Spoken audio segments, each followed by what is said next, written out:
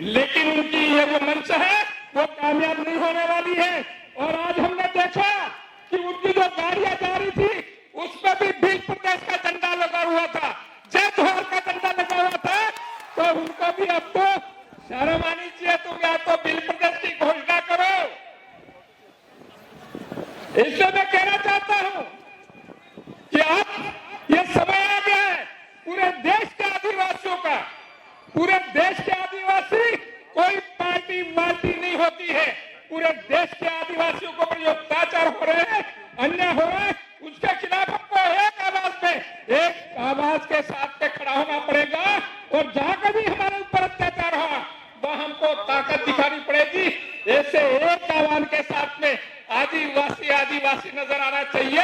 और ये जो कोशिश कर रहे हैं, मैं आपको ये उस तरह के करके मैं आह्वान इसलिए करना चाहता हूं कि देश में मानवता को बचाना है। जब मानवता को बचाना है तो इस देश का मूल मालिक है कौन है? आदिवासी है। तो आदिवासी की जब मूल मालिक है तो उसकी जिम्मेदारी ज्यादा हो जाती है कि इस तरह के जो अत्याचार है उस तरह को कैसे रोकना है। इसलिए अभी जो पार्टियां है, अभी जो व्यवस्था है, अभी जो संविधान है, उसको तहस नहस करना चाहते हैं। इस संविधान को खत्म करना चाहते हैं कांग्रेस और बीजेपी दोनों की मिलीभगत से। और जब संविधान के अंदर देर है, जो हमको हक अधिकार दिए हुए उसको ही पालना नहीं करना चाहते। हमने विधानसभा में जाके बोला कि 5वीं अनुसूची लागू करो, लेकिन तैयार नहीं है। आदिवासी सलाहकार परिषद है, उसके अंदर मुख्यमंत्री अध्यक्ष बना हुआ बैठा है। और वो मुख्यमंत्री, हमने पूछा कि अध्यक्ष तो आदिवासी को बनाओ, आप कैसे बने हुए हो, आपको छोड़ देना चाहिए। तो क्या बोलते, मैं अध्यक्ष हूं क्या? अरे वो आश्चर्य से हमको पूछ रहा था कि हम अध्यक्ष हैं क्या, जब उसको यही मालूम नहीं है कि इस तरह से धोखा में रखे आदिवासियों के साथ अन्याय 5 साल तक लगातार किया। इसलिए हम कहना चाहते हैं कि मानगढ़ की राजनीति राहुल और फाहुल जो आ रहे हैं तो वो वापस जाइए अपने।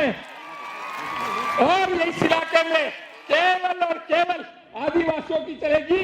हम चाहते ये नहीं चाहते, हम किसी तरह का दबाव नहीं चाहते, हम अत्याचार नहीं करना चाहते, लेकिन इस मानवता को बचाना है तो निश्चित रूप से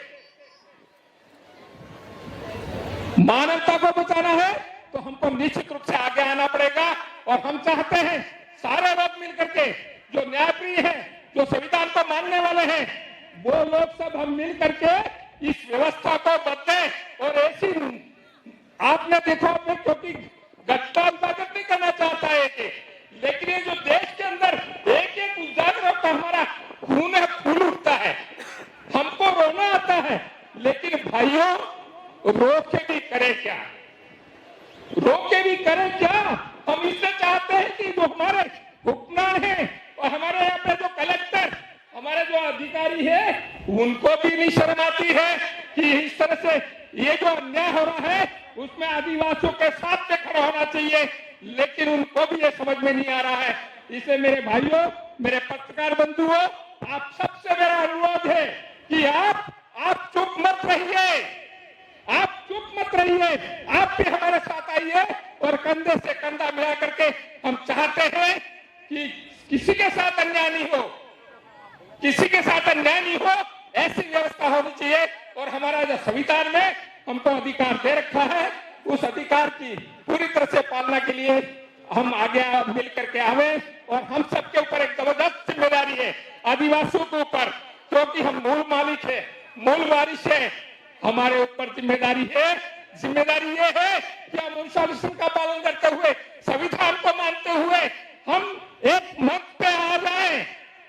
हम एक मंच पे आकर के निश्चित रूप से हम एक मिसाल कायम करनी पड़ेगी। और मेरे भाइयों, मैं आप सबसे विनती करता हूं, निवेदन करता हूं कि आप इस मंच के माध्यम से अब हमारे पास में, अब हमको जो मार रहे हैं उस मार रहे हैं तो अब दूसरा चारा नहीं है।